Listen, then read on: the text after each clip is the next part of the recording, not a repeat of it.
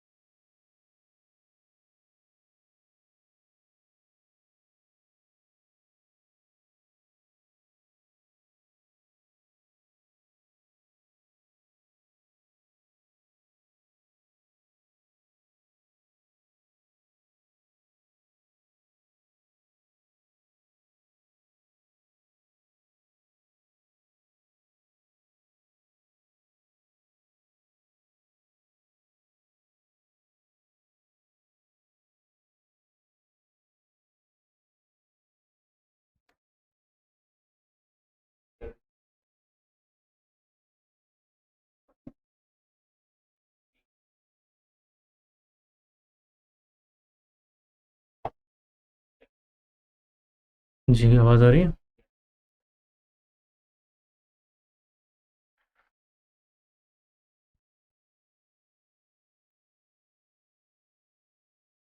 शुरू करें? 10th वाले तो नहीं है इसमें? ये उधर से लगाओ।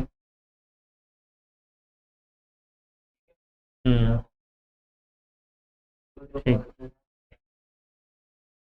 अस्सलामु अलैकुम वरहमतुल्लाहि वबरकातुह। उम्मीद है कि आप सभी खैरियत से होंगे। जो मदारिस ज्वाइन हैं, जल्दी जल्दी आप सेटल हो जाइए और अपना कैमरा ऑन कर लीजिए। कॉपी पेन लेकर रेडी रहिए। हम शुरू करते हैं अपनी क्लास। जो अभी 10th में ज्वाइन थे वो आप जा सकते हैं। ये जो हमारी अब क्लास शुरू होती है 12:30 के बाद से, ये सीनियर सेकेंडरी यानी 12th की क्लास होती है। ठीक है, आपको मालूम होना चाहिए कि 10th की क्लास 11:30 से 12:30 और 12th की 12:30 से 1:30 तक 5-10 मिनट ऊपर नीचे हो जाता है। ठीक है, तो अभी हमारी क्लास हुई थी संडे में, तो हमने नया चैप्टर शुरू किया था, चैप्टर नंबर 16। क्या नाम था इसका?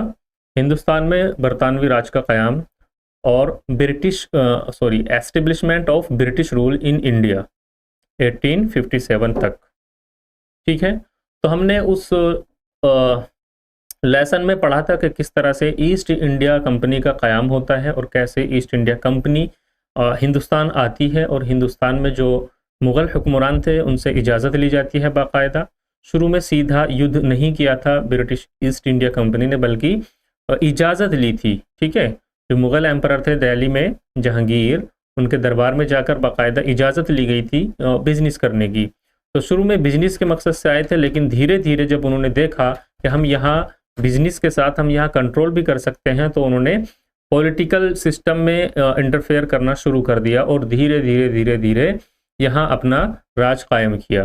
तो एक बार हम रिवाइज कर लेते हैं, पीछे देख लीजिए, जो इम्पोर्टेंट आपको चीज़ें लगें वो फ़ौरन नोट करते जाइएगा। और इम्पोर्टेंट इसमें ज़्यादातर डेट्स वगैरह होती हैं, आपकी जो जंगें हुई हैं वो इम्पोर्टेंट होती हैं, किसके बीच हुई है, कब हुई है, ये चीज़ें ध्यान रखने वाली होती हैं आपकी हिस्ट्री के अंदर।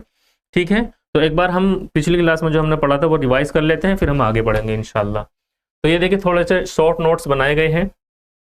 आपको ईस्ट इंडिया कंपनी के बारे में थोड़ा सा इंट्रोडक्शन दिया गया है। इसकी आमद कब हुई थी हिंदुस्तान में, ध्यान रखिएगा, सन 1600 ईस्वी में। इसका क़याम हुआ था 31 दिसंबर 1600 ईस्वी को। मलिका एलिज़ाबेथ अव्वल, एलिज़ाबेथ फर्स्ट मैंने बताया था लंदन की महारानी थी, उस वक्त में हिंदुस्तान में अकबर थे। ठीक है, इन्होंने एक ताजिरों का एक ग्रुप बनाया जिस कंपनी का नाम था ईस्ट इंडिया कंपनी।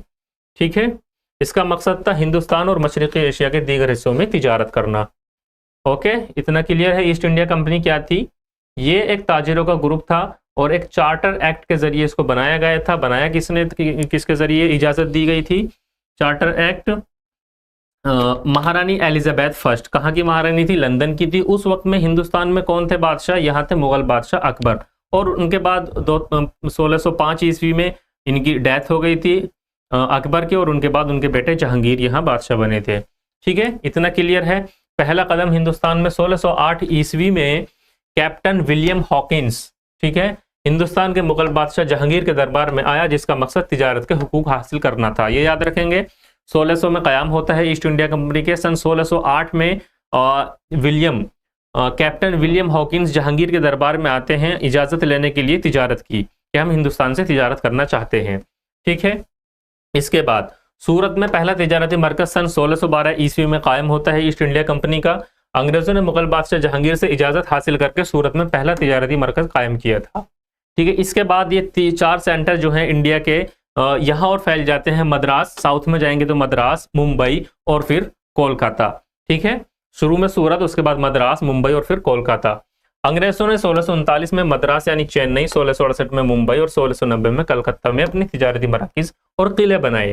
ठीक है, और यही 3 शहर बाद में बरतानवी हुकूमत के इख्तिदार के अहम मरकज बन गए थे। कौन कौन से? बॉम्बे, मद्रास एंड कोलकाता। बाद में इनके नाम चेंज हो जाते हैं। बॉम्बे हो जाता है मुंबई, मद्रास हो जाता है चेन्नई और कोलकाता हो जाता है आपको, सॉरी, हाँ, ये हो जाता है कलकत्ता।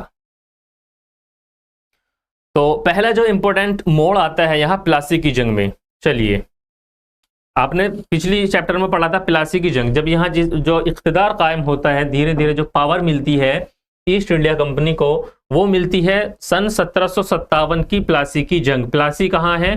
प्लासी है बंगाल में। ठीक है, कलकत्ता के नजदीक। ये देखेंगे मैप एक बार, ये हिंदुस्तान का मैप दिया गया है। उस वक्त में जो प्रिंसली स्टेट थे वो यहाँ उनका मैप दिया गया है, आपको देख सकते हैं। बंगाल जो था, सिर्फ जो आज का बंगाल है, सिर्फ उतना एरिया नहीं था। उस वक्त में बंगाल काफी बड़ा हुआ करता था, यहाँ तक कि बिहार का एरिया भी बंगाल में लगा करता था। ठीक है, और बांग्लादेश तो था ही इसमें पूरा बंगाल के अंदर। तो यहाँ बंगाल में एक जगह आपको दिखाई दे रही है प्लासी। यहाँ एक जंग होती है इसके बीच में, जो उस वक्त में बंगाल के नवाब थे सिराजुद्दौला और जो ईस्ट इंडिया कंपनी के सिपाही थे उनके बीच में, और ये जंग होती है सन 1757 ईस्वी में। ये याद रखिएगा।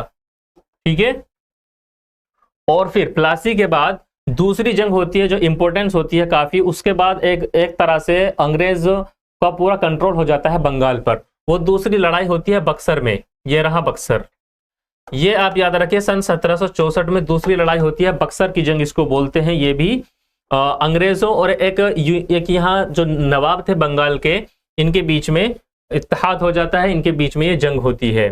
बाकी एरिया आप देख सकते हैं, इस पूरे एरिया को बोला जाता है अवध। जो आज सेंट्रल यूपी है, लखनऊ का जो एरिया था उसको बोला जाता था अवध। ठीक है, और ये पूरा स्टेट था राजपूताना, यहाँ राजपूतों का राज था, और इधर मराठा और पेशवा थे। साउथ में आते हैं तो मैसूर, ठीक है, और कर्नाटक। उस वक्त में कर्नाटक में यहाँ फ्रांसीसी लोग, क्योंकि अंग्रेजों से पहले आ गए थे, तो इनका यहाँ तसल्लुत था कर्नाटक में। लेकिन अंग्रेज और कर्नाटकों के बीच जो फ्रांसीसी हैं, अंग्रेज और फ्रांसीसियों के बीच जो जंग होती है, उसमें 3-4 जंग होती हैं, और लास्ट जंग जो होती है फ्रांसीसी में, जिसमें अंग्रेज फ्रांसीसी को यहाँ से खदेड़ देते हैं।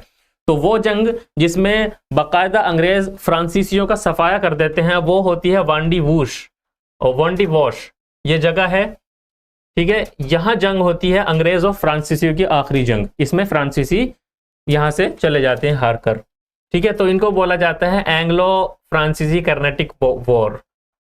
चलिए, ये वो वार दी गई है एंग्लो फ्रांसीसी जो मैंने अभी आपको बताया। ये रही वो बात। तीसरी कर्नाटक जंग में, इनको कर्नाटक जंग भी बोलते हैं क्योंकि वहीं पर हुई थी ये।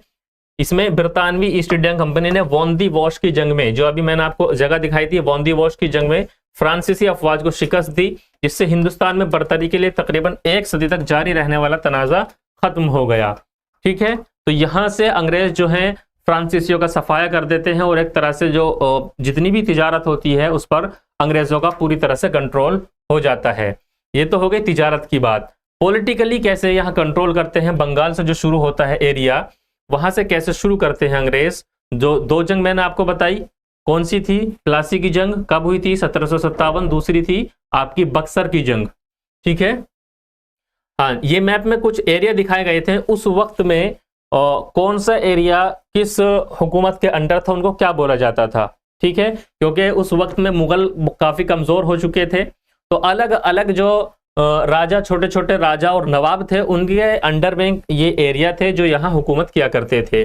जैसे ये एरिया जो बंगाल का और बिहार का जो एरिया आपको दिखाई दे रहा है, यहाँ राज था नवाब ऑफ बंगाल। बंगाल के नवाब थे जो मैंने आपको पहले भी तज़किरा आया इनका, सिराजुद्दौला, मीर कासिम, मीर जाफर, ठीक है। और ये एरिया था नवाब ऑफ अवध, ये अवध का एरिया था, यहाँ अवध के नवाब थे। और मुगल्स पर सिर्फ इतना हिस्सा रह चुका था, जिसमें दिल्ली भी थी और थोड़ा हरियाणा पंजाब का एरिया। सिर्फ मुगल, इससे पहले आपने देखा था लास्ट में औरंगजेब के दौर में कितना एरिया था मुगल्स पर, तकरीबन पूरे हिंदुस्तान पर, साउथ में भी यहाँ तक पूरा एरिया ये मुगल्स के अंडर था। लेकिन अब हम बात कर रहे हैं 1757 की, उस वक्त में सिर्फ इतना एरिया रह चुका था मुगल्स पर। यहाँ यहाँ सिखों की हुक्मरानी थी इस हिस्से में, यहाँ दुर्रानी एम्पायर था। अलग अलग तरह के अलग अलग एम्पायर यहाँ आप देख सकते हैं। सबसे ज्यादा आपको देखने को मिलेंगे पेशवा और मराठा, काफी एरिया इनके अंडर था। ये देखिए आप साउथ में महाराष्ट्र एरिया से चलेंगे, पेशवा एंड मराठास, पूरा एरिया ये इनके अंडर था। और जो राजस्थान वाला इलाका था ये राजपूतों के अंडर में था, ठीक है। इसके बाद छोटी छोटी प्रिंसली स्टेट आपको दिखाई दे रही हैं। भोपाल ये अलग एक प्रिंसली स्टेट थी। और वैसे ही साउथ में आएंगे तो निजाम ऑफ हैदराबाद, हैदराबाद में निजाम्स का राज था यहाँ पर। आज अगर आप देखेंगे हैदराबाद सिर्फ एक शहर का नाम है अगर आज के दौर में आप देखें, लेकिन उस वक्त में पूरी एक प्रिंसली स्टेट हुआ करती थी हैदराबाद के नाम से। तो ये पूरा जो एरिया था ये था निजाम्स ऑफ हैदराबाद के अंडर, ठीक है। इसकी भी आगे बढ़ेंगे, यहाँ अंग्रेजों ने किस तरह से अपना तसल्लुत कायम किया था टीपू सुल्तान और हैदर अली के बारे में। ये था निजाम ऑफ हैदराबाद और ये था मैसूर, जो टीपू सुल्तान और मैंने हैदर अली की बात की, ये मैसूर रियासत थी, ठीक है। और यहाँ नवाब ऑफ कर्नाटक, कर्नाटक के नवाब यहाँ थे। और ये बाकी छोटी छोटी 2-3 रियासत और थी, मलयाली किंगडम, कोझिकोडे एंड ट्रोवंकोर, ठीक है। एक तरह से आपके माइंड में ये मैप आ चुका है कि उस वक्त में सिर्फ एक ही पावर नहीं थी, एक ही ताकत नहीं थी, बल्कि अलग अलग छोटे छोटे राजा हुआ करते थे। इसी वजह से अंग्रेज यहाँ कामयाब हो पाए, ठीक है। कुछ लोगों को अपनी साइड में लाया, कुछ लोगों से जंग की, कुछ लोगों से मुआहदे किए। इस तरह से धीरे धीरे करके उन्होंने पूरे हिंदुस्तान पर कब्जा कर लिया। चलिए फिर डिटेल में पढ़ते हैं हम। आप देख सकते हैं, अगर आपको नोट्स चाहिए आप ले सकते हैं, आपको ये पीडीएफ भेज दी जाएगी। इसमें डिटेल में अगर आपको ये दोनों जंग याद करनी हो, पॉइंट टू पॉइंट चीजें यहाँ लिखी गई हैं। जैसे प्लासी की जंग कब हुई थी, 1757, तारीख भी लिखी हुई है 23 जून 1757। मकाम कौन सा था, प्लासी बंगाल में हुई थी। कौन कौन थे, किन किन के बीच हुई थी ये जंग, बरतानवी ईस्ट इंडिया कंपनी के फौजी और बंगाल के नवाब सिराजुद्दीन नहीं बल्कि सिराजुद्दौला, बंगाल के नवाब सिराजुद्दौला, ठीक है। इनकी फौजों के बीच क्यों हुई थी, इसका पस मंजर क्या था, बैकग्राउंड क्या था। बरतानवी ईस्ट इंडिया कंपनी बंगाल में इक्तिसादी और सियासी असर और रसूख बढ़ाना चाहती थी। सिराजुद्दौला बंगाल का नवाब था और कंपनी की मुदाखलत के खिलाफ था। और एक और बात हुई थी कि यहाँ सिराजुद्दौला ने हमला भी कर दिया था, उसका बदला लेना, वो बहाना बनाया गया ईस्ट इंडिया कंपनी की तरफ से, उसका बदला लेने के लिए ये जंग हुई थी। नतीजा क्या हुआ था इसका, ईस्ट इंडिया कंपनी की फतह हुई थी, ठीक है। इसके नतीजे में बंगाल में अपना इख्तिदार को मुस्तहकम किया और नवाब को एक कठपुतली के तौर पर रखा। कठपुतली मतलब ऐसा नवाब जो ईस्ट इंडिया कंपनी के इशारों पर काम करे, ठीक है। फिर है, इसके बाद आती है बक्सर की जंग। कब हुई थी, 22 अक्टूबर 1764। कहां हुई थी, बक्सर बिहार में है ये जगह।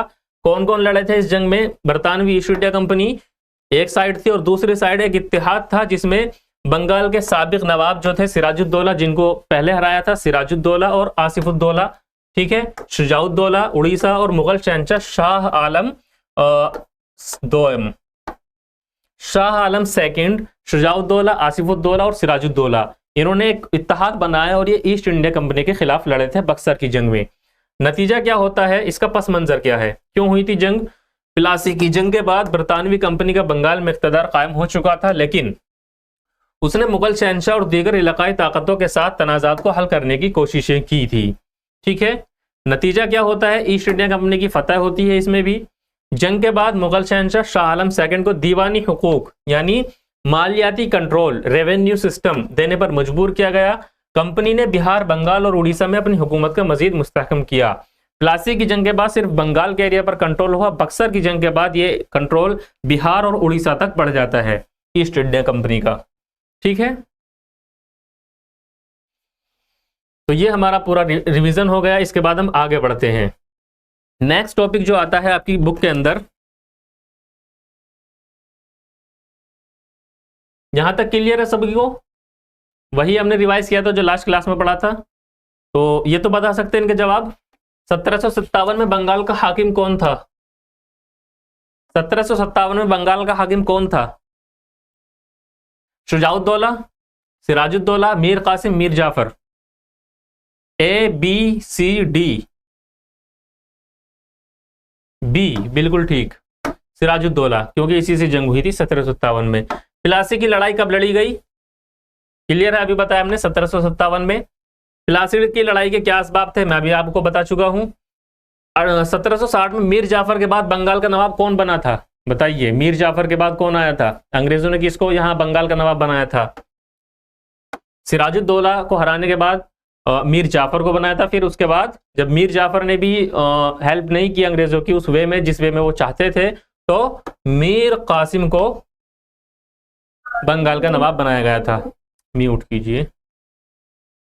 ठीक है, तो ये है आपका अगला topic, the dual system of administration in Bengal.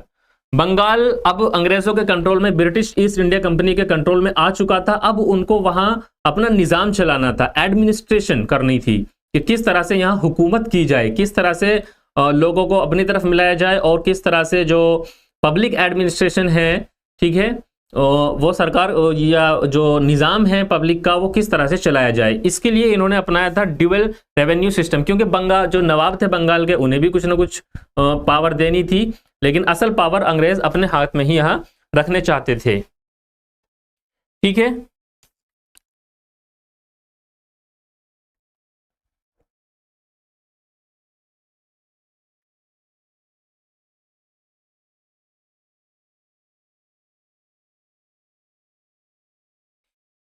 देखिए जब ईस्ट इंडिया कंपनी का कंट्रोल हो जाता है तो इंग्लैंड में पता चलता है कि भाई जो कंपनी हमने तिजारत करने के लिए बनाई थी वो जाकर वहाँ अपनी पावर उन्होंने बना ली है और बाकायदा वहाँ सियासत में उनका मुदाखलत हो चुकी है और वहाँ वो हुकूमत चला रही है बंगाल में जाकर। तो फिर इंग्लैंड की तरफ से जब शिकायतें भी पहुंची ईस्ट इंडिया कंपनी के खिलाफ तो बाकायदा वहाँ से रेगुलेटिंग एक्ट पास किए गए ईस्ट इंडिया कंपनी के लिए।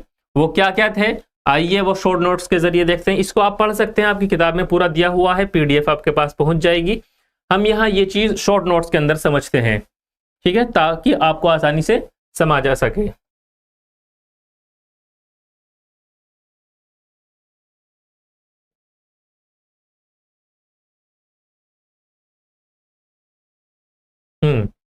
इसको बोलते हैं बंगाल की दोहरी इंतजामी के निजाम या फिर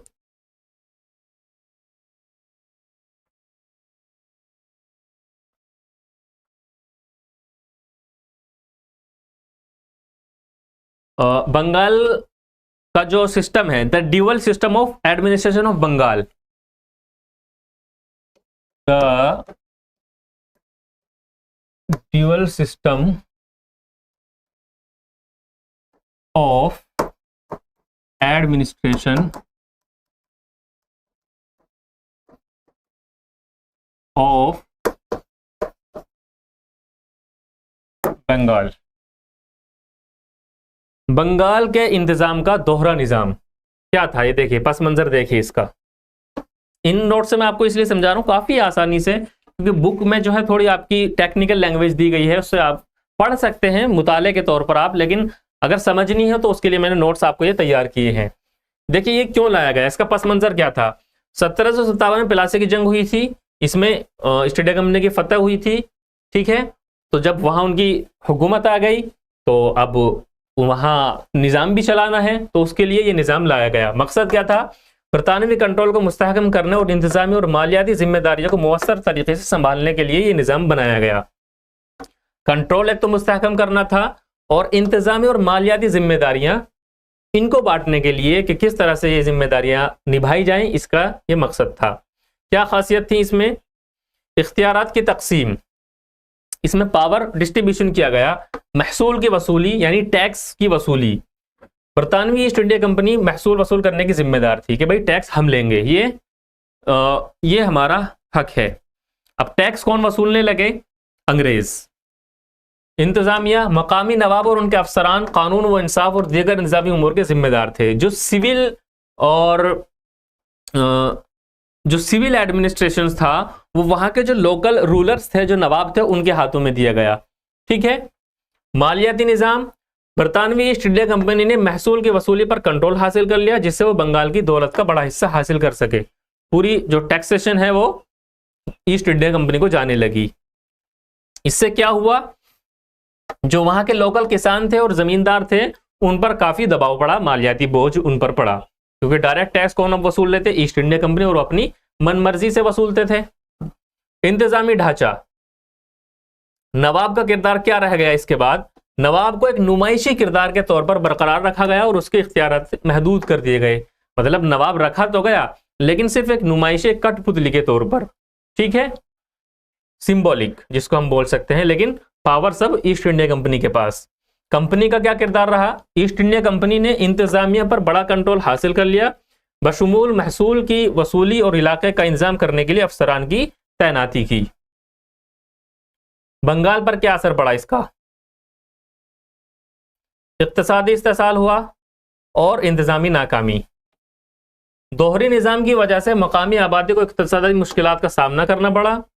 महसूल की दर बहुत ज़्यादा थी और इंतजामिया में बद इंतजामी थी। जो टैक्स थे वो काफ़ी ज़्यादा बढ़ा दिए गए थे।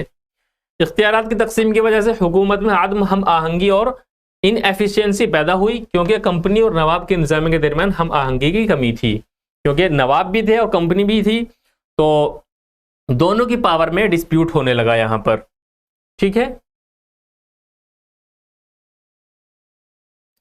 और फिर लास्ट में इसको खत्म कर दिया गया सन 1772 ईस्वी में। जो गवर्नर यहाँ थे ईस्ट इंडिया कंपनी के, वॉरेन हेस्टिंग्स के तहत एक इससे भी ज्यादा मरकजी इंतजाम लाया गया उसके, और ये जो निज़ाम था द ड्यूअल सिस्टम, ये खत्म हो चुका था। ठीक है, नोट करने वाली बातें, 2-3 बातें नोट कर लीजिए। क्यों लाया गया था, किसके जरिए लाया गया था, और 2-3 इसकी जो इख्तियार जो खासियत हैं।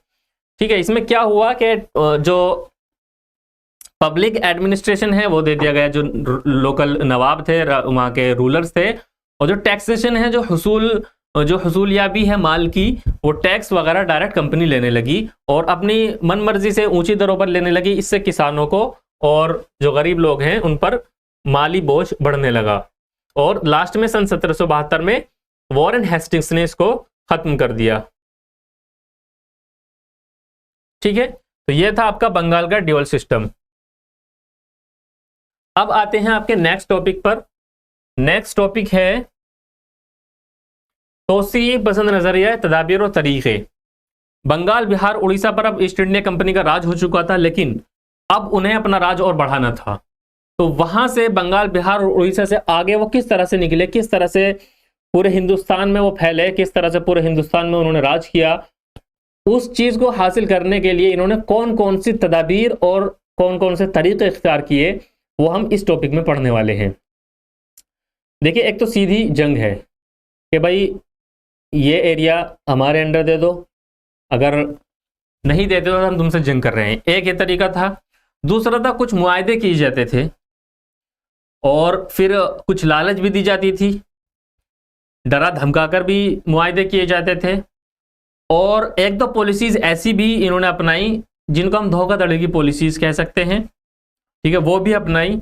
और एक पॉलिसी और अपनाई थी, उसमें क्या होता था कि अगर जो बादशाह है, जो राजा है, रूलर है, उसका अगर कोई वारिस नहीं है तो वो एरिया भी, वो रियासत भी अंग्रेज़ों के अंडर आ जाती थी।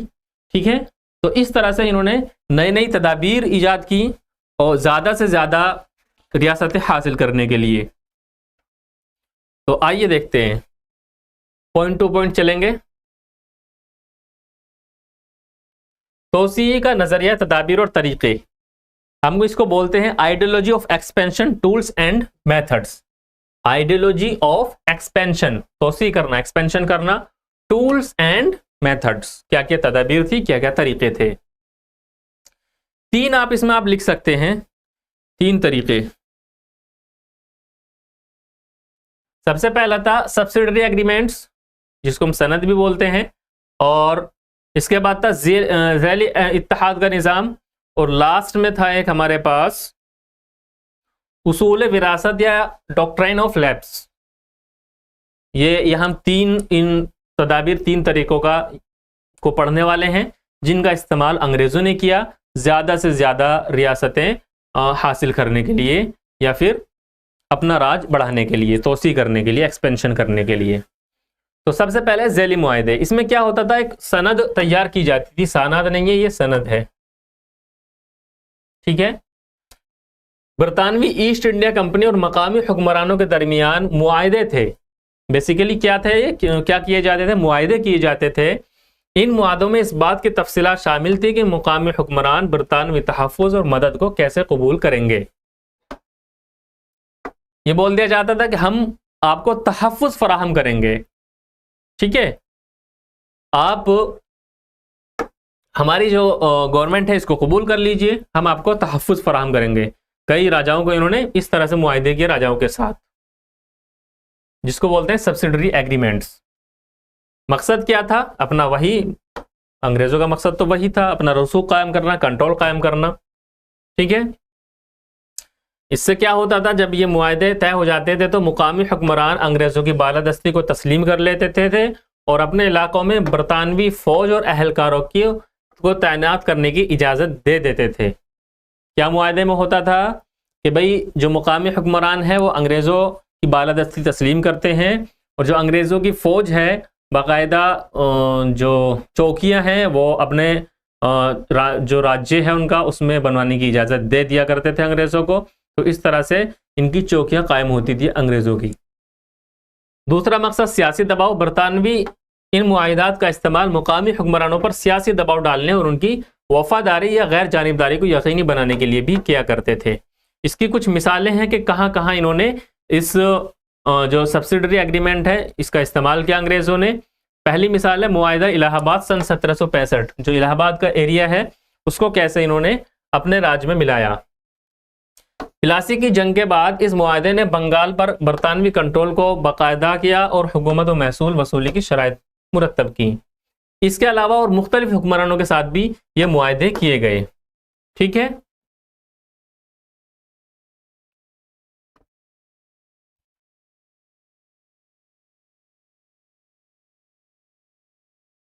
इसमें कुछ और आप एग्जाम्पल लिख सकते हैं जो रियासतें इस मेथड के अंदर इन्होंने कंट्रोल की थी।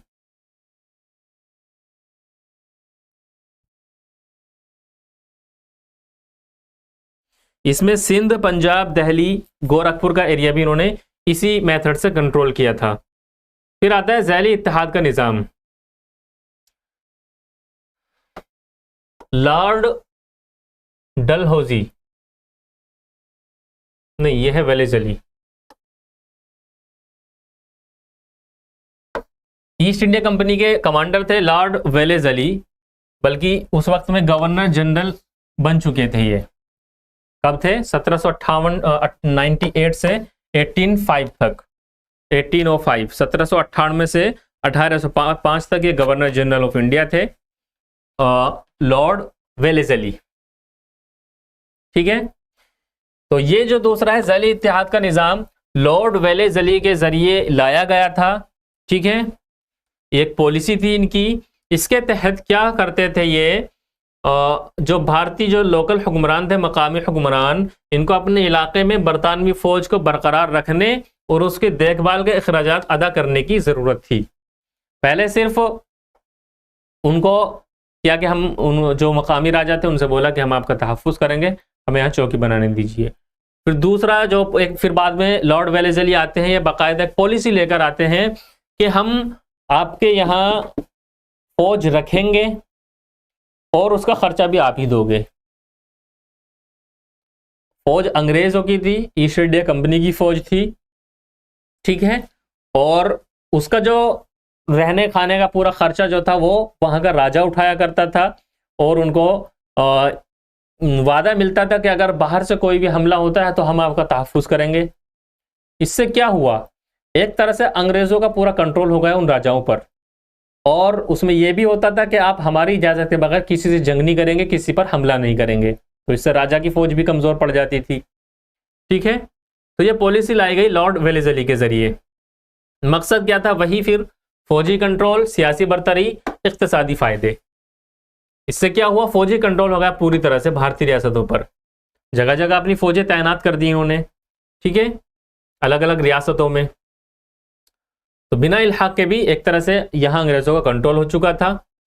यह हुक्मरानों को फौजी मदद के लिए बरतानवियों पर इन्हिसार कराने का बाइस बना और उन्हें बरतानवी मुफादात या अपने इख्तिदार को चैलेंज करने से रोक दिया। देखिए, यहाँ जब फौज रखी गई तो ये बात तो ख़त्म ही हो गई कि वो राजा हमला करेगा, और उल्टा वो राजा ईस्ट इंडिया कंपनी पर डिपेंड हो गया। किसी भी तरह की अगर फौजी ज़रूरत थी तो वो अंग्रेज़ों से ही फौजी ज़रूरत मांगा करता था, उनसे ही मदद मांगा करता था। ठीक है, तो एक तरह से राजा पूरी तरह से यहाँ ईस्ट इंडिया कंपनी पर डिपेंड हो जाता है किसी भी फौजी ज़रूरत के लिए। ठीक है, इक़्तिसादी फ़ायदे क्या थे, बरतानवी फ़ौज जो थी, जब पूरा खाना खर्चा सब राजा के सुपुर्द कर दिया गया, तो एक तरह से वो कितनी भी बड़ी फौज रख सकते थे अंग्रेज बिना किसी खर्चे के, क्योंकि सारा खर्चा जिम्मे है राजा के। तो इससे उन्हें अपनी जो आर्मी है वो भी बढ़ाने में मदद मिली। ठीक है, वही क्योंकि पूरी फौज की देखभाल के खर्चात मकामी हुक्मरानों ने बर्दाश्त किए, जिससे उन्हें मालियाती दबाव का सामना करना और बिना एक पैसा खर्च किए वो अपनी पूरी फौज रख सकते थे। इसकी मिसालें यहाँ दी गई हैं। जिन सल्तनतों के साथ, जिन रियासतों के साथ उन्होंने ऐसा किया, इस पॉलिसी का इस्तेमाल किया, उनमें था मराठा सल्तनत और हैदराबाद और अवध, ये भी इसी सल्तनत में आते हैं। इसमें आप लिख सकते हैं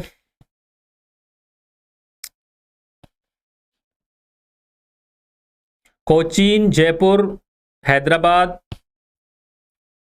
अवध और मराठा की भी सल्तनत। ठीक है, इन सब पर इन्होंने, अंग्रेजों ने इस तरह से कंट्रोल किया इस पॉलिसी के अंडर।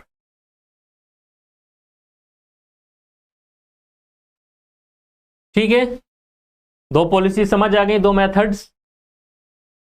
अब आते हैं नेक्स्ट पर, उसूल विरासत, डॉक्ट्राइन ऑफ लैप्स। इसमें क्या होता है, उसूल विरासत आपकी जो बुक है उसमें इसे लिखा गया उसूल सौख्त।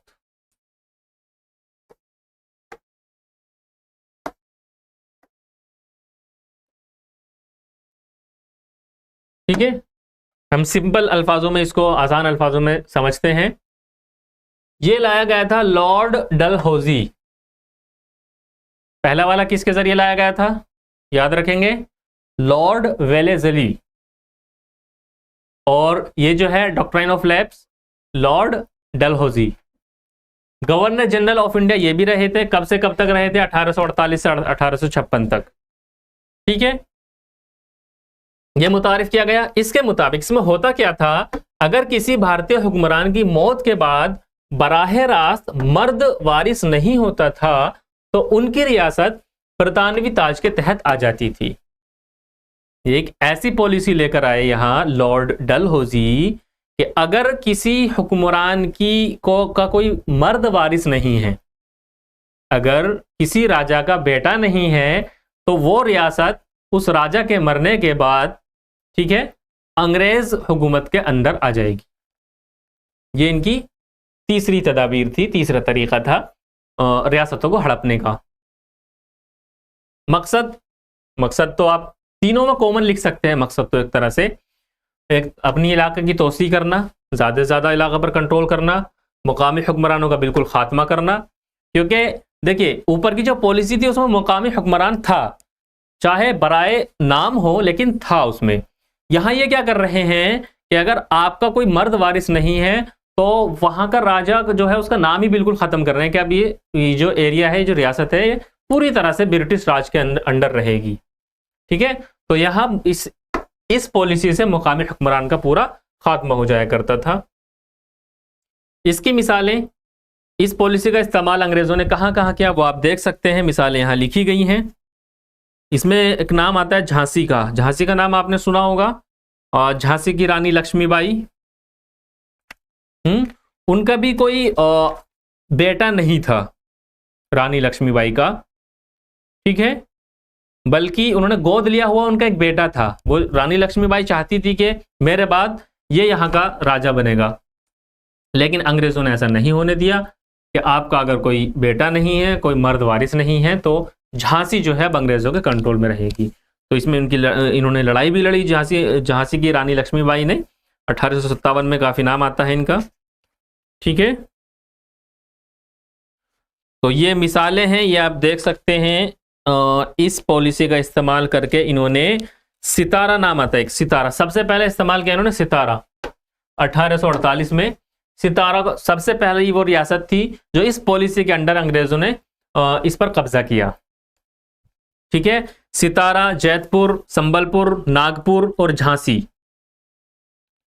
और इसके बाद कुछ रजवाड़े थे जो प्रिंसली स्टेट जिनको कहते हैं, वो भी इसके अंडर में आते थे। तो आप लिख सकते हैं इसमें सितारा तो दिया ही गया है, झांसी भी दिया गया है, इसके अलावा सितारा, झांसी, जीतपुर, संबलपुर, नागपुर, ये 3 नाम और लिख सकते हैं आप इसमें।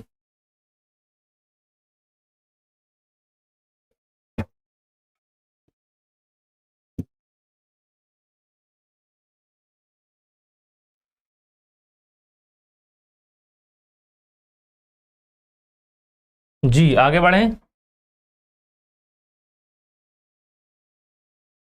जो झांसी की रानी लक्ष्मीबाई ने, जो वो कूदे थे 1857 की जंग में, क्योंकि अंग्रेज चाहते थे कि जो झांसी है इनका कोई वारिस नहीं है, यहाँ की जो रानी है। तो 1853 में 1853 में इन्होंने यहाँ जबरदस्ती ये पॉलिसी लागू करने की कोशिश की। इसके खिलाफ रानी लक्ष्मीबाई ने लड़ाई की, और 1857 में ये भी एक रीजन बना इसकी लड़ाई की शुरू होने का, 1857 की जो जंग आजादी थी, ठीक है। आगे बढ़े। ये नाम इंपॉर्टेंट है, याद रखिएगा, इससे 1 नंबर का क्वेश्चन भी पूछा जा सकता है कि ये जो उसूल विरासत वाली जो पॉलिसी थी लॉर्ड डलहौजी की, सबसे इस पॉलिसी के अंडर सबसे पहले किस रियासत पर अंग्रेजों ने अपना तसल्लुत कायम किया? तो आप उसमें लिख सकते हैं सितारा रियासत पर। कब क्या था? 1848, 1848। चलिए देखिए इसका असरात क्या हुआ। सियासी कंट्रोल पूरी तरीके से हो गया बरतानवी का भारतीय इलाकों पर। अब वहां लोकल राजा कोई रहा ही नहीं, डायरेक्ट अंग्रेज वहां राजा बन चुके थे। इक्तसादी इस्तेसाल होने लगा, सकाफती और समाजी असरात भी पड़े। इससे भारतीय सियासी मंजरनामे में नुमाया तब्दीलियां की, रिवायती ताकत के ढांचों को कमजोर किया, बरतानवी ताकत और इंतजामी निज़ाम, बरतानवी कानून और इंतजामी निज़ाम को मुतारिफ करवाया। अब अंग्रेज जो है अपनी पॉलिसीज, अपने कानून, वो सब, अपना जो जुडिशरी सिस्टम है वो सब लाने लगे, ठीक है। तो ये यहाँ ये आपका टॉपिक कंप्लीट होता है। क्लियर है यहां तक सबको? आगे बढ़े जी।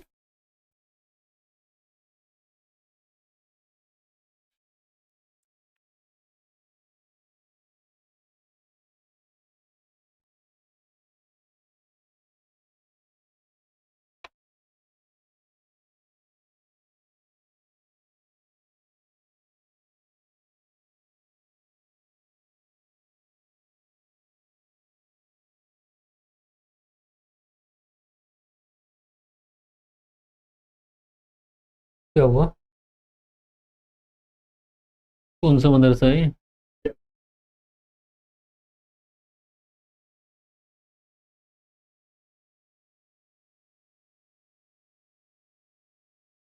एक बार आप इसका मुताला कर लीजिएगा, इसमें पूरी डिटेल से चीज़ें दी गई हैं, ठीक है। मैंने आसानी से आपको समझाने की कोशिश की, उम्मीद है आपके समझ आया होगा। वही 3 सवाल इस पर दिए गए हैं, आसानी से आप इन सवालों का जवाब दे सकते हैं। इन सवालों का जवाब दे सकते हैं या नहीं? लॉर्ड वेलेज़ली ने अंग्रेजी इक़्तिदार की तोसी के लिए क्या तदाबीर इख्तियार की? सबसे पहला वाला ऑप्शन जो मैंने बताया था आपको, कौन सी पॉलिसी थी? मुआहिदे वाली, ठीक है, जिसमें अंग्रेज मुआहिदे किया करते थे। दूसरा है निज़ाम अहद मुआविनत या फिर सब्सिडरी अलायंस सिस्टम से आप क्या समझते हैं? सेकंड वाला पूरा लिख दीजिए इसमें, ठीक है। और थर्ड है उसूल सुख्त, जिसे उसूल विरासत हमने बोला था, डॉक्ट्राइन ऑफ लैप्स की वजाहत कीजिए। आसानी से कर सकते हैं इसकी वजाहत। उसूल विरासत या उसूल सुख्त में क्या हुआ करता था, मालूम है ना? जिस राजा के मर्द वारिस नहीं है वो रियासत अंग्रेजों के कंट्रोल में डायरेक्ट। आप इसमें मिसालें दे सकते हैं, झांसी की और सितारा की, नागपुर की, जो मैंने लास्ट में आपको लिखवाया।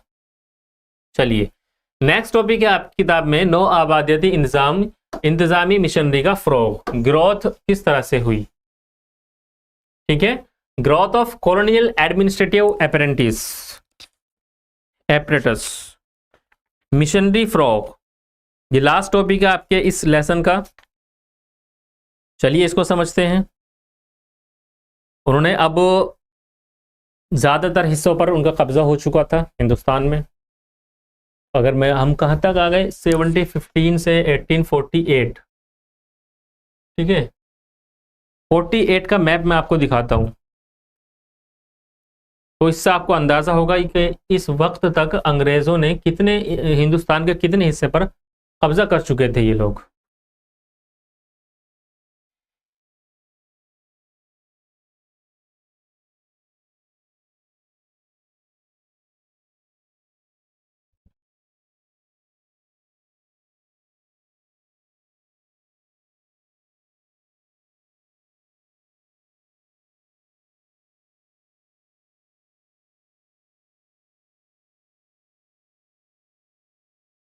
चलिए 1857 का मैप हम निकाल लेते हैं एक बार। Indian mutiny map 1857, British India map 1857।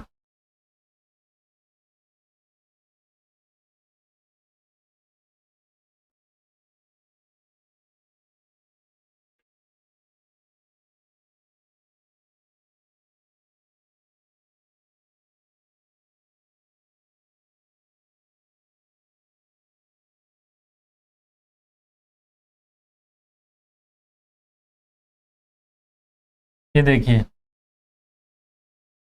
Areas under British control 1857। ये जो आपको पिंक वाला एरिया दिखाई दे रहा है, यहाँ पूरी तरह से ब्रिटिश कंट्रोल था, ब्रिटिश राज था, मकामी कोई राजा नहीं था। इसके बाद जो आपको ये दिखाई दे रहे हैं येलो वाले, यहाँ मुकामी राजा बराए नाम थे, और ग्रीन वाले में भी ऐसा था, यहाँ मुस्लिम राजा हुआ करते थे, निज़ाम हैदराबाद मैसूर में, ठीक है। और इधर आपको गुजरात में भी दिखाई देगा, बहावलपुर, ठीक है। तो ये जो एरिया है, आधे से ज़्यादा एरिया पूरी तरह से डायरेक्टली किसके कंट्रोल में था? अंग्रेज़ों के कंट्रोल में था।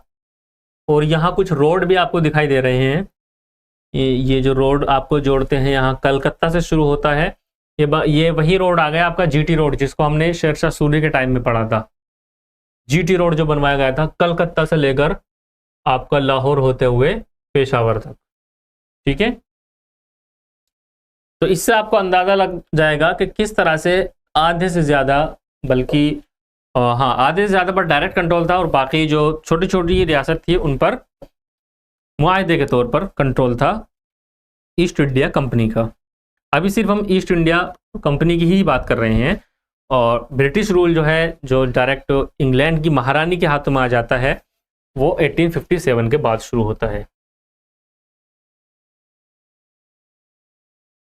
ये देखिए 1757 में जब ईस्ट इंडिया कंपनी एक सियासी ताकत बन गई, तो एक दस्तूरी तब्दीली की ज़रूरत भी पैदा हुई। दस्तूरी तब्दीली यानी आईनी तब्दीली, कानून में तब्दीली। अब यहाँ क्या करते हैं अंग्रेज़, फिर अपना कानून लाते हैं, कानून में तब्दीली की जाती है एडमिनिस्ट्रेशन करने के लिए, वहाँ अपना जो निज़ाम है उसको चलाने के लिए आईनी तब्दीली की जाती है। बरतानवी हुकूमत जो है, यानी इंग्लैंड की जो उस वक्त में हुकूमत थी, वो ये नहीं चाहती थी कि कंपनी के मामलात को किसी निगरान के बगैर चलने दे। ताजिरों और सनअतकारों को यह दबाव बढ़ रहा था कि कंपनी की इजारादारी खत्म हो। हुकूमत बंगाल की बदउनवानियों के बारे में अवामी राय कंपनी के खिलाफ थी। बहुत अहम मुतालबा आज़ाद तिजारत का था। बरतानवी पार्लियामेंट ने कई कानून वज़ा किए। इन कवानीन में सबसे पहले 1773 में का वो रेगुलेटिंग एक्ट आता है जिसकी मंशा कंपनी के ताजिरों की बिना रोक टोक तिजारती सरगर्मियों पर पाबंदी आयद करना और कंपनी के तहत आने वाले इलाकों में एक नज्म कायम करना था। देखिए, बंगाल और बल्कि इंडिया पर जब कंपनी का पूरी तरह से कंट्रोल हो चुका था बंगाल पर 1757 के बाद, तो एक तरह से वहाँ पूरा हम कह सकते हैं डिक्टेटरशिप अंग्रेजों की हो चुकी थी, बल्कि ईस्ट इंडिया कंपनी की हो चुकी थी। वो जिसे चाहते थे तिजारत की इजाज़त देते थे, जिसे चाहते थे नहीं देते थे, पूरी तरह से उनके कंट्रोल में था। तो इंग्लैंड की जो गवर्नमेंट है, जब उनको ये पता चला और बंगाल के लोगों ने भी उसकी खिलाफ एक तरह से दबाव बनाया ईस्ट इंडिया कंपनी के खिलाफ, तो इंग्लैंड की जो संसद है वहाँ कुछ कवानीन पास किए गए कि किस तरह से आप यहाँ एडमिनिस्ट्रेशन चलाएंगे बंगाल में। तो 1773 का रेगुलेटिंग एक्ट एक आता है, 1773 1773। अब यहाँ बाकायदा एक ओहदे बना दिए जाएंगे कंपनी के कि ये यहाँ किस तरह से रूल करेंगे। Governor general of Bengal, governor general of Bengal, उसके बाद ये चेंज होता है गवर्नर जनरल ऑफ इंडिया। इनके बारे में आप पढ़ने वाले हैं यहाँ, ठीक है।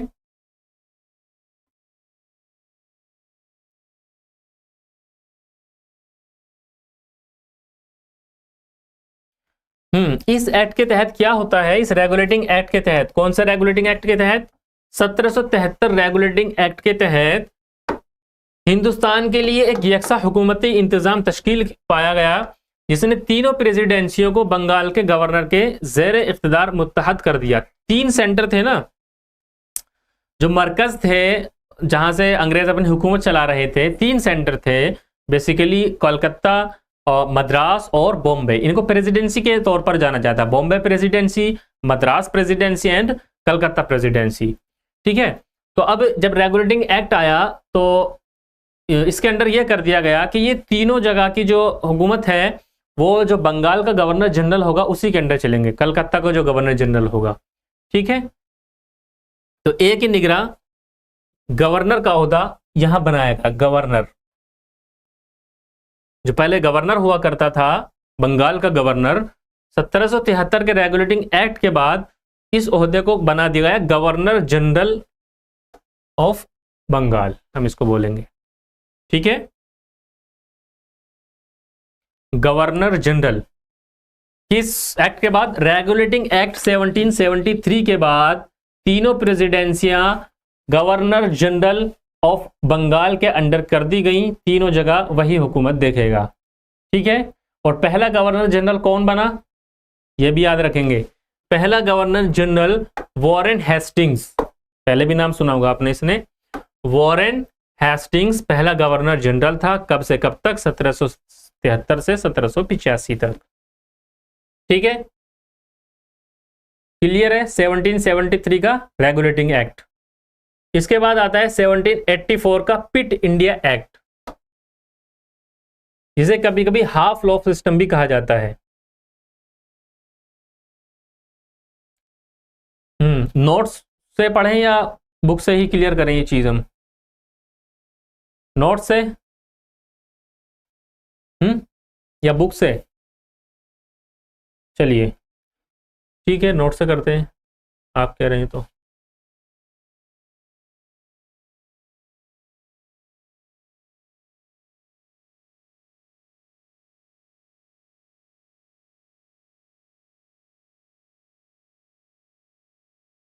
ये हम पढ़ चुके हैं रेगुलेटिंग एक्ट 1773,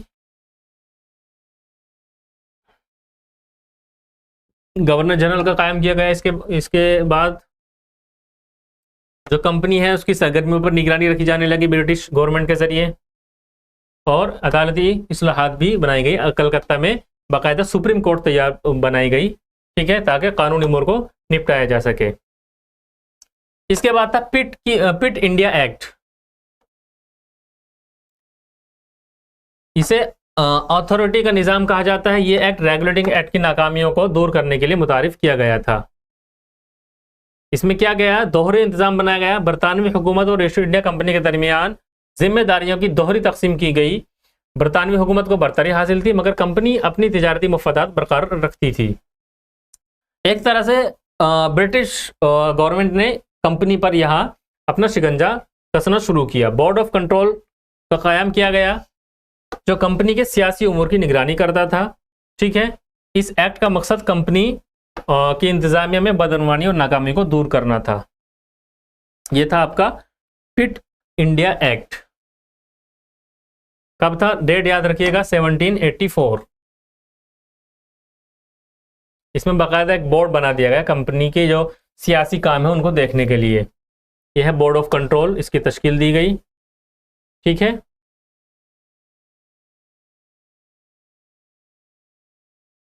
चलिए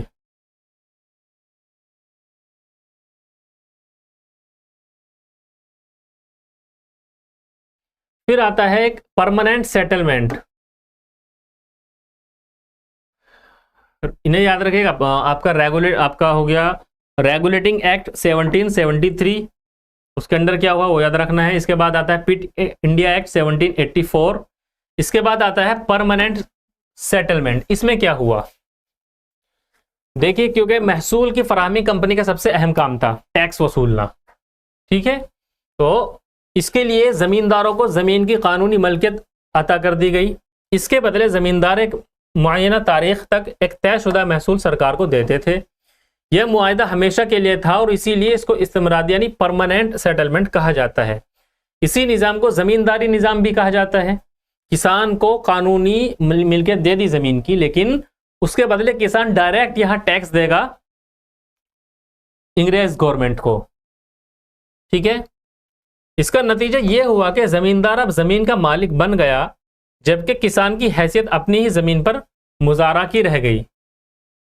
इससे हुआ क्या कि जो ज़मींदार है वो तो मालिक बन गया ज़मीन का, लेकिन किसान उस ज़मीन का मजदूर बनकर रह गया खेती के लिए।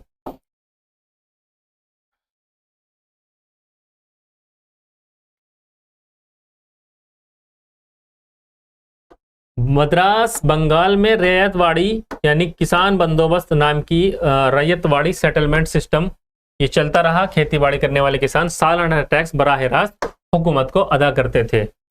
Permanent settlement and ryotwari system.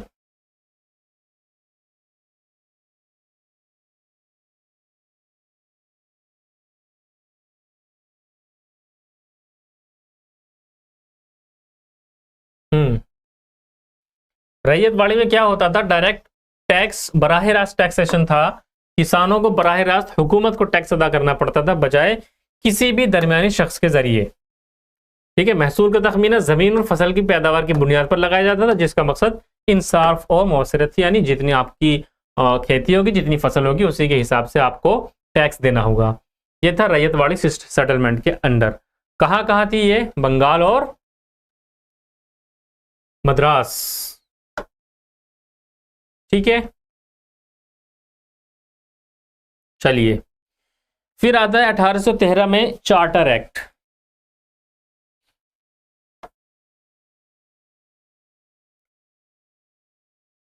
1813 के चार्टर एक्ट ने हिंदुस्तान के साथ तिजारत के मामले में कंपनी की इजारादारी को ख़त्म कर दिया। ठीक है, और 1833 के चार्टर एक्ट ने चीन के साथ तिजारत पर कंपनी की इजारादारी को ख़त्म कर दिया। यानी धीरे धीरे जो एक पूरी तरह से सिर्फ कंपनी का ही पूरी तरह से रोल था, पूरी तरह से तसल्लुत कायम था, उसको ब्रिटिश गवर्नमेंट यहाँ धीरे धीरे कम करती जा रही थी। ठीक है, इस एक्ट ने प्रेसिडेंसीज को कानून बनाने के इख्तियार से भी महरूम कर दिया और कानून साजी के हुकूक गवर्नर जनरल और उसकी काउंसिल को दे दिए। ये दो एक्ट और याद रखेंगे, चार्टर एक्ट। इससे क्या हुआ, तो तिजारत के मामले में कंपनी की इजारादारी को ख़त्म किया हिंदुस्तान में। 1833 का जो चार्टर एक्ट था, इसमें चीन के साथ तिजारतदारी जो थी कंपनी की, वो ख़त्म कर दी। और जो प्रेसिडेंसी के पास एक हक होता था कानून बनाने का, वो भी ख़त्म कर दिया गया, बल्कि गवर्नर जनरल और उसकी जो काउंसिल है अब उसको यह हक था कानून बनाने का। ठीक है,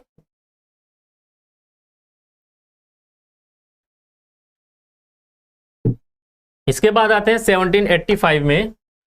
1785 में लॉर्ड कॉर्नवालिस ने कंपनी मुलाजिमीन का एक प्रोफेशनल कैडर बनाया जिनकी तनख्वाहें बड़ी बड़ी थी और जिनका हिंदुस्तान में कोई प्राइवेट तिजारती या मैन्युफैक्चरिंग मुफाज भी ना था। ठीक है, तो इसके लिए उनको ब्यूरोक्रेसी की जरूरत पड़ी। उन लोगों को बाकायदा तरक्की के मौके भी हासिल थे और ये पेंशन के भी हकदार थे। जो ब्यूरोक्रेसी आज आप इंडिया में भी देखते हैं, कहाँ से शुरू हुई थी? एक तरह से सिस्टम पहले से था, लेकिन इन्होंने अपने स्टाइल में इसको मॉडर्न बनाया, ब्यूरोक्रेसी बनाया, अलग अलग ऑफिसर्स बनाए अलग अलग काम करने के लिए।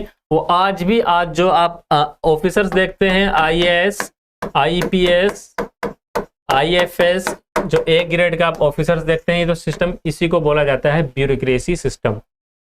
ठीक है,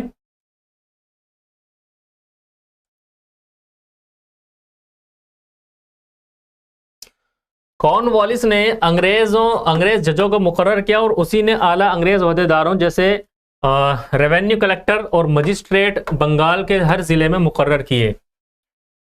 रेवेन्यू कलेक्टर और मजिस्ट्रेट, जो उस वक्त में इतनी पावर होती थी इनकी, जैसे डीएम होता है, अब तो डीएम की कोई पावर नहीं होती थी, अब तो इतनी पावर नहीं है, लेकिन उस वक्त में काफी पावर होती थी। उस वक्त में जज भी ये हुआ करता था और टैक्सेशन जो रेवेन्यू कलेक्टर होता था वो भी यही होता था। ठीक है, कॉर्नवालिस ने इनको मुकर्रर किया। 1806 से कंपनी ने अपने नौजवान रंगरूटों की लंदन के करीब हैरी ब्रिज कॉलेज में ट्रेनिंग शुरू कर दी। 1806 में इनकी ट्रेनिंग शुरू करा दी, हैरी ब्रू कॉलेज लंदन।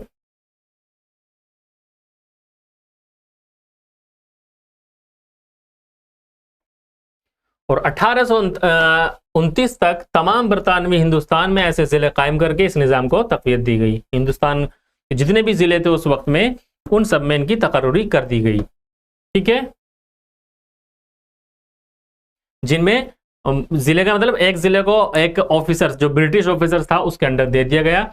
वहां का सारा जो रोल है, जो टैक्सेशन है, जो हुकूमत है, वो सब वहां एक अंग्रेज ऑफिसर देखा करता था। एक ब्रिटिश ओहदेदार जिसको मुकम्मल आमराना इख्तियार हासिल होते थे, मौसर तौर पर उनको कंट्रोल कर सकता था। एक रेवेन्यू कलेक्टर, एक जज, एक पुलिस अफसर की हैसियत से अपनी जिम्मेदारी निभा सकता था। 1833 के बाद कंपनी ने तकाबुली इम्तिहान के जरिए अपने चुनिंदा उम्मीदवारों का इंतखाब करना शुरू किया। जो आप देखते हैं अब जैसा सिस्टम है कि इम्तिहान के जरिए इन ऑफिसर्स का सिलेक्शन होता है, वो 1833 में लॉर्ड कॉर्नवालिस ने शुरू किया था। 1853 के बाद ये तकर्रुरी इम्तियाजी सलाहियत के बुनियाद पर होने लगी और इसके लिए एक इम्तिहान शुरू किया गया जिसमें कोई भी बरतानवी उम्मीदवार हासिल ले सकता था। हिंदुस्तानी सिविल सर्विसेज में बड़ी बड़ी तनख्वाहें दी जाती थी और उन लोगों को सियासी ताकत हासिल थी जो इंग्लैंड में किसी भी ब्यूरोक्रेट को हासिल ना थी। जो हिंदुस्तानी जो ब्यूरोक्रेट थे वो एक तरह से जो उस वक्त में ब्रिटिश, जो इंग्लैंड में जो ऑफिसर्स थे, उनसे भी ज्यादा ताकत यहाँ हासिल थी। ठीक है,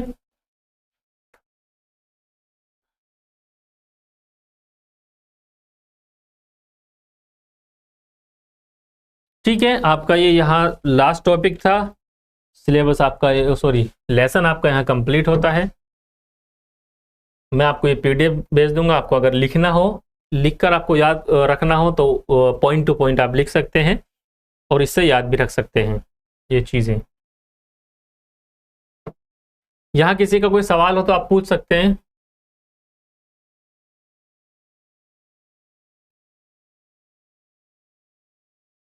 जी, किसी का कोई सवाल?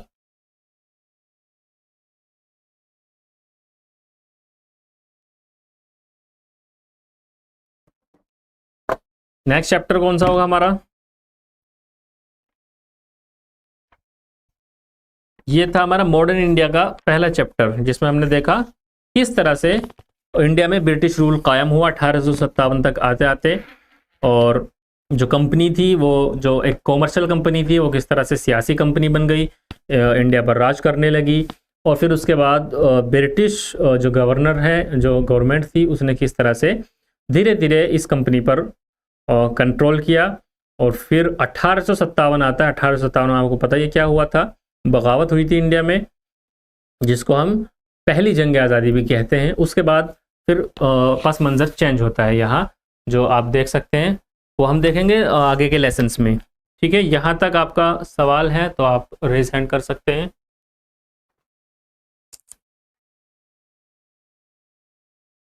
जी फरमाइए।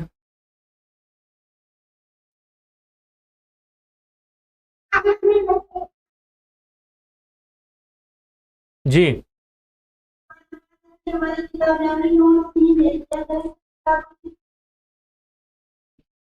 पीडीएफ तो आपके पास किताबों की भी पीडीएफ होगी ना, किताब की पीडीएफ नहीं है? इस किताब की पीडीएफ नहीं है आपके पास?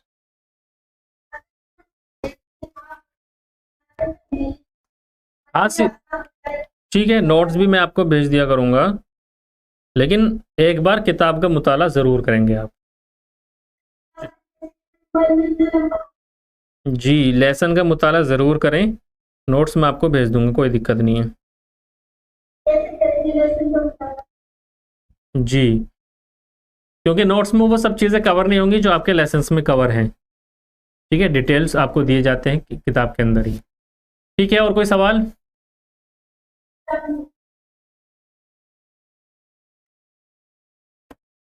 ठीक है, मिलते हैं फिर इंशाल्लाह नेक्स्ट क्लास में। अस्सलामु अलैकुम वरहमतुल्लाह।